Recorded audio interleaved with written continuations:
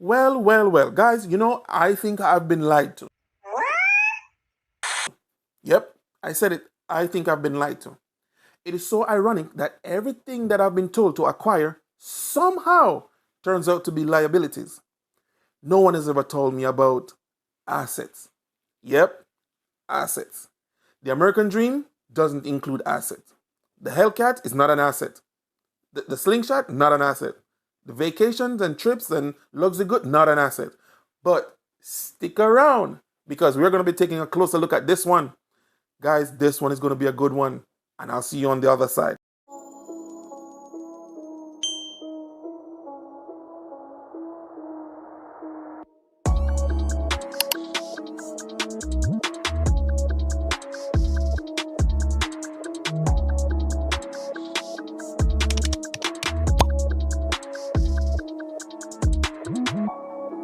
Welcome back to the channel. Welcome back to another video. My name is Andre, and as usual, if you're stopping by for the first time, please consider subscribing. And while you're at it, go ahead and smash that like button. I would really appreciate it. I'm going to be taking a look at the difference between an asset and a liability. What is an asset? Assets represent a net gain in value. What is a liability? Liability represents a net loss in value. Assets put money in your pocket, and liabilities take money out your pockets. No, an asset is anything that adds value to me, anything that I acquire that will pay me out at the end of the month or the end of the week. It's basically giving me money or it's paying me. That's an asset. Now, in terms of a liability, this is where I'm spending money on this item, or I'm spending money on this trip, or this person, or whatever it is that I'm spending money on. Now, that becomes a liability to me. If it's taking from me, that's what we call a liability. But now, let me ask you this. The golden goose or the golden egg? Right. Go ahead, think about that. Would you buy the golden goose or the golden egg? Come on, man. That's too easy. Yep. And I know exactly what you're going to say. You're going to say you're going to buy the golden goose. Why? Because you understand that the golden goose could always lay the golden egg. But for some reason, we all go out and we buy the egg. How is that? How we know the difference between buying the golden goose over the golden egg, but instead, in our personal life, we go out and we buy nothing but eggs? I don't get it. A trip to Cancun, Bali, Paris, Rome, Italy, Germany, Spain, eggs. Luxury items, Chanel, Gucci, Prada, eggs. Your car from the dealership, eggs. The Hellcat slingshot, eggs. Your house, oh boy, your single family house might be an egg. Okay? So let me ask again, where are the assets? ¿Dónde los activos? Guys, where are the assets? Tell me, where are you investing in assets?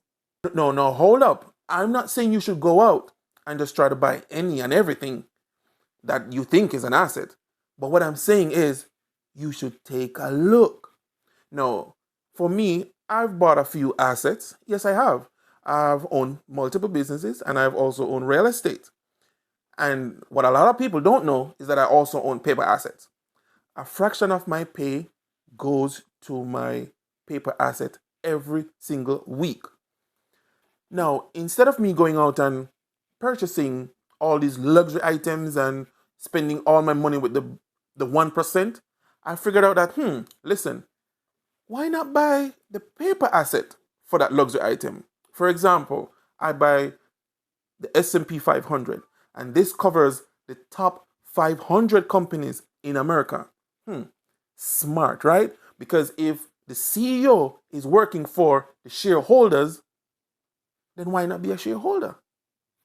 It's a no-brainer, guys. And that's just one of my assets that I own.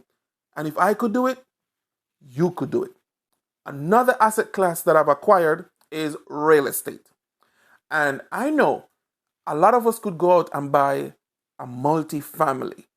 Now, you could live in one unit and you could rent the next 2 units, and yes, that will definitely bring in an income for you. And guys, these are just some of the simple things that we could do day to day that would make a difference in our lives.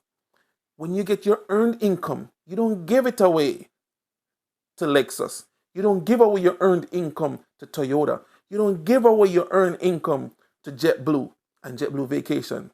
And I know, guys, I know we all need a car. I know we all need a break for vacation.